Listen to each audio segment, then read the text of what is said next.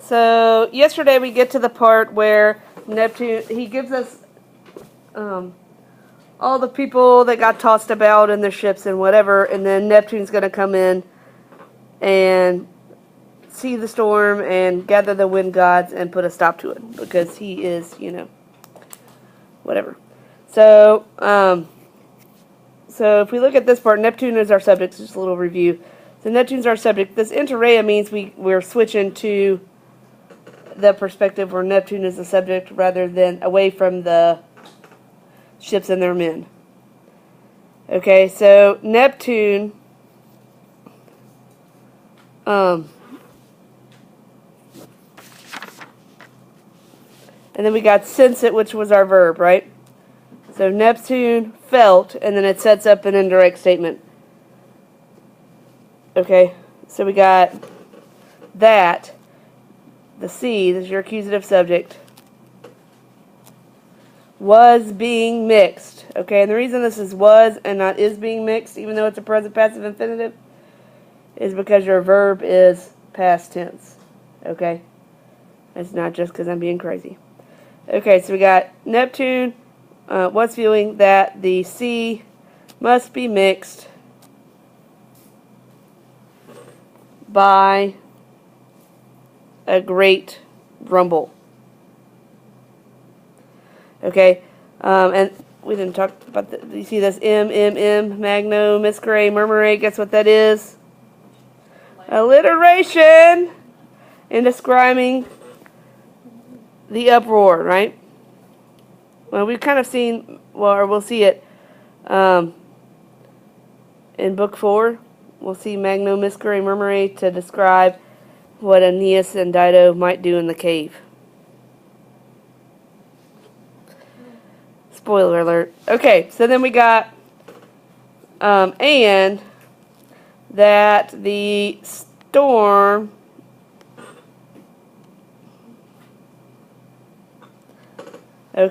had been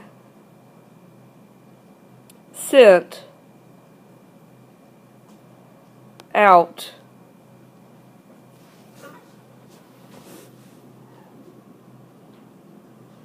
okay, and this emis goes with the word wadis on the next line. From the lowest depths.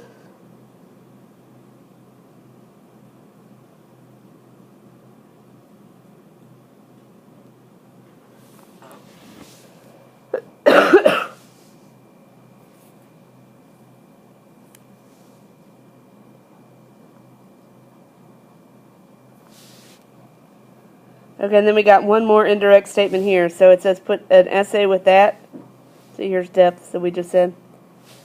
Okay. And then stagna is your next accusative.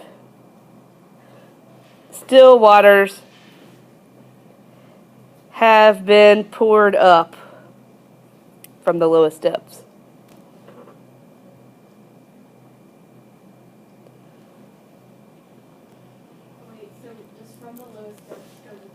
I think it goes with both of them. You can just put it in there once.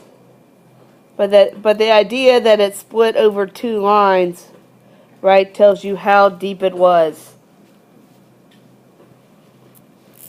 Okay, then we got Comotus, which describes our dear friend Neptune, right? And it's a PPP. So, having been moved greatly. Okay. So it's talking about like the anger of Neptune, right? But it also is talking about like kind of personifies the trouble that's happening in the sea. Okay. And this present active participle also describes Neptune.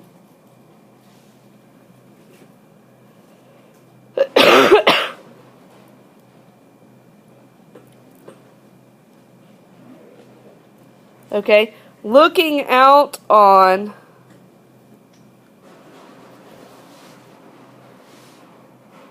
the depths.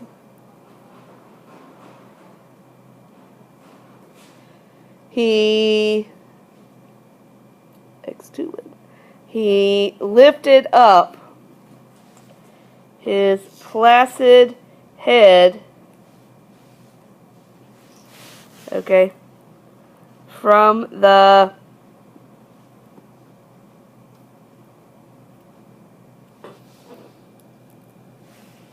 I think it's highest wave. So if you look, you can kind of see this chiasmus shows that, you know, his head is like peeking up out over the wave. I mean, no, I don't know. I just make this stuff up.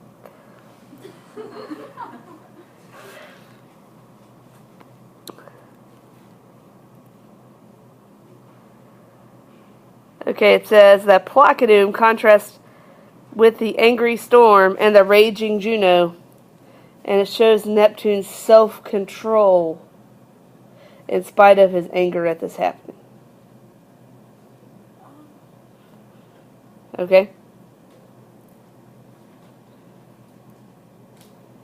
Okay, so the Neptunes are still our subject, right? He sees. Okay, and then it says it takes an indirect statement that the fleet of Aeneas, okay, and then it says make this yectom essay, has been thrown on the whole sea.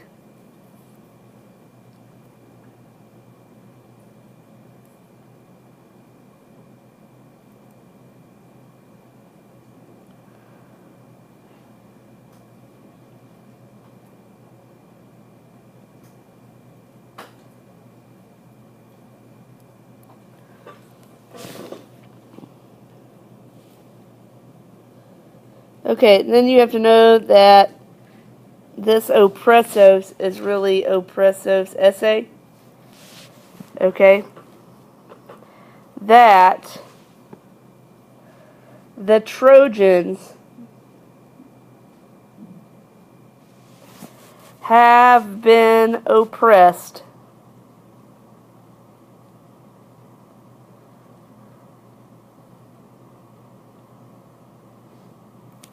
by the waves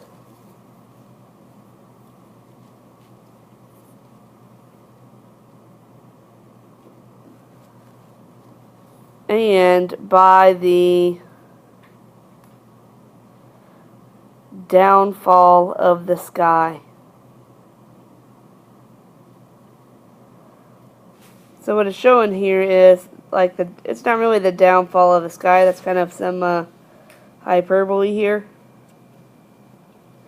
Okay, but he's contrasting the fact that on one hand the Trojans are oppressed by the waves, and on the other hand they're being oppressed by the rain raining down on them. Right? So pretty depressing time to be a Trojan in a ship.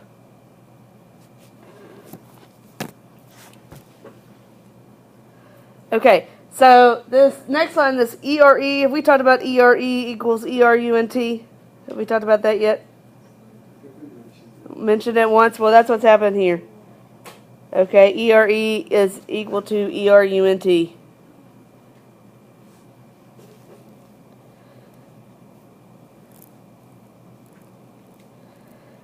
Okay, so you're going to say, and it's an example of litites. What is litites? Nope. Litites is, if hyperbole is overstatement, what is litites? Understatement. Okay, so it's the tricks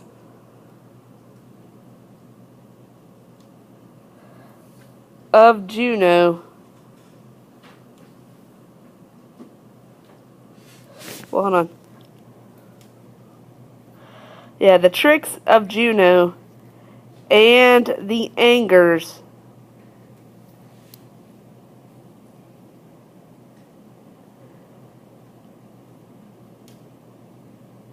did not escape the notice of the brother. Okay, so this brother is Neptune here.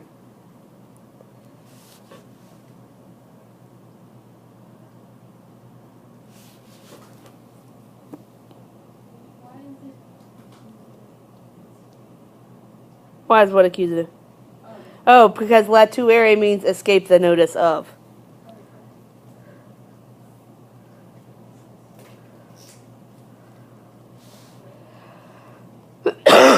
Okay, and this next part, okay, Neptune is going to, like, tell the wind gods literally where they can go. To the swear jar. Okay, so he calls Eurus and Zephyrus to, like, which quotes goes with who? This is Neptune talking to the winds.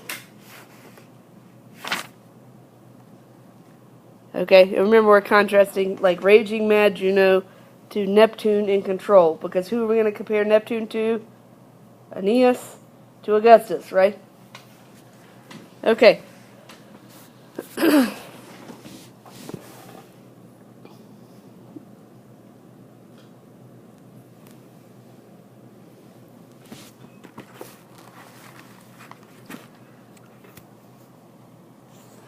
Okay, so in this line, the Aeneid tells us it's a question, right? And so this Tanta goes with Fiducia, and the Generis goes with Westry, so Synchesis, right?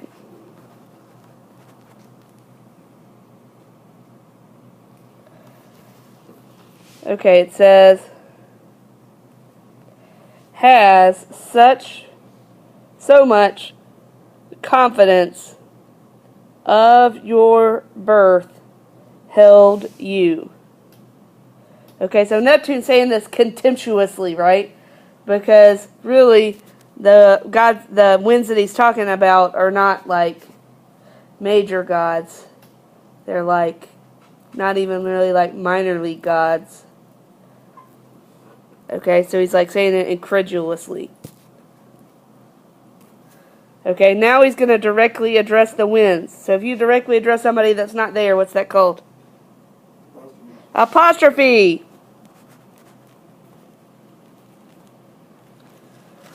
Okay.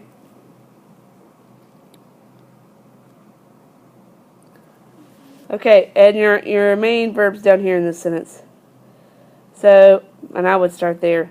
So, now, do you dare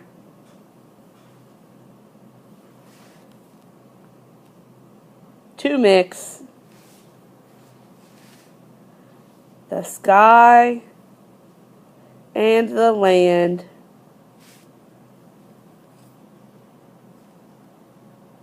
without my divine will?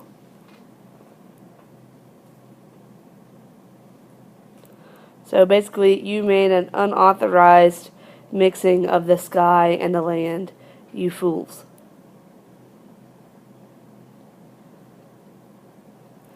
Okay, and to raise up such great masses, like such great masses of water. We can't take that because you didn't have room in the meter. Okay. Then this next part is like, have you ever heard of the figure of speech, aposiopesis? Aposiopesis is like when Bugs Bunny says, "What's up, Doc?"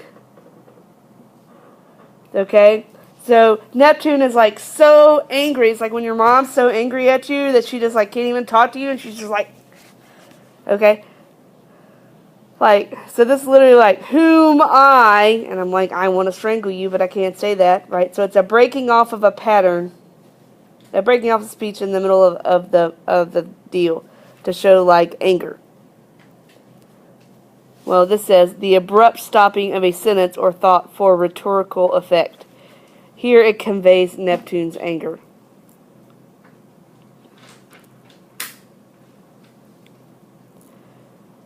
Okay? And so then he starts talking impersonally. So it is better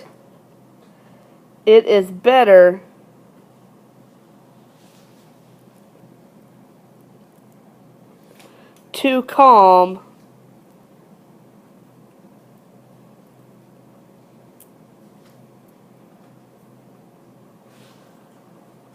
the the waves having been moved.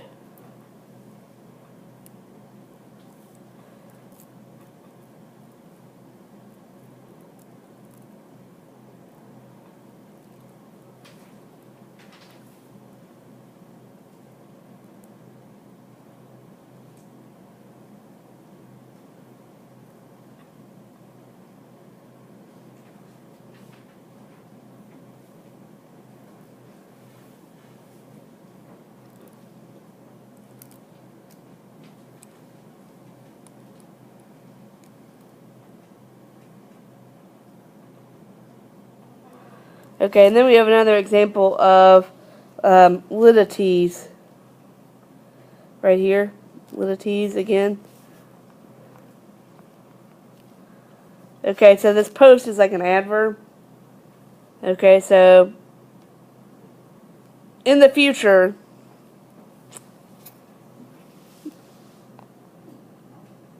you will atone for your crimes.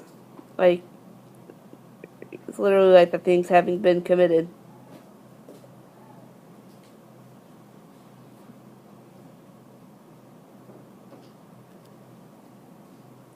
So it's like the crimes. This is like a dative of possession. The crimes of yours. Or the crimes for yourself, if you want to say that. By a not similar punishment. So basically,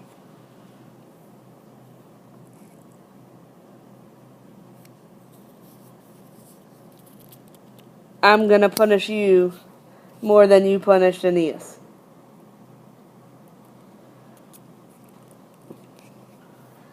Okay, then we got an imperative. Hasten your flight and tell these things to your king. Who is your king? Aeolus, right?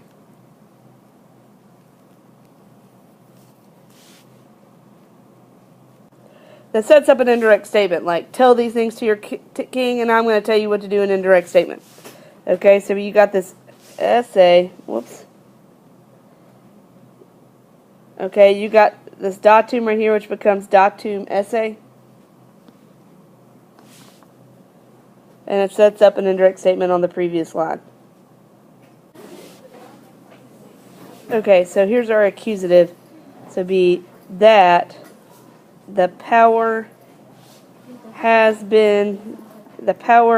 of the seas and the savage trident has been given, and then go back up here, not to you, Aeolus,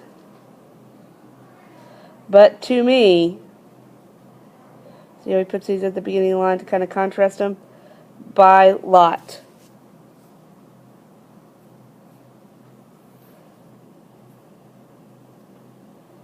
Okay, so the reason he calls them Aemonia Saxa are like kind of the savage rocks. Like it means kind of roughness. Right here. Okay, so he, talking about Aeolus,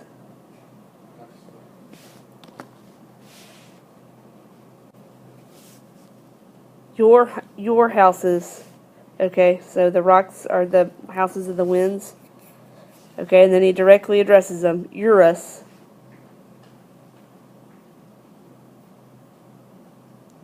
Okay, and then you got a present subjunctive here. So let him toss himself in those halls, or sorry, no, it's not plural, in that hall.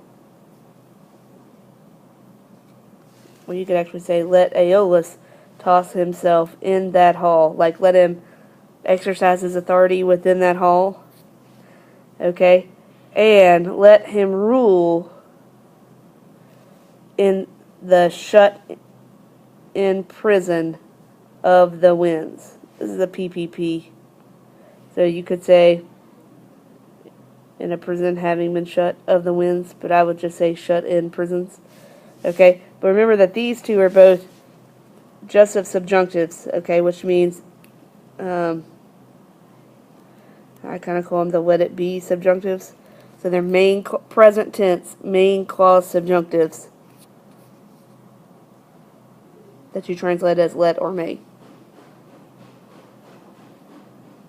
So basically what he's saying is that Aeolus can give whatever orders he wants to the winds as long as he keeps them inside his domain.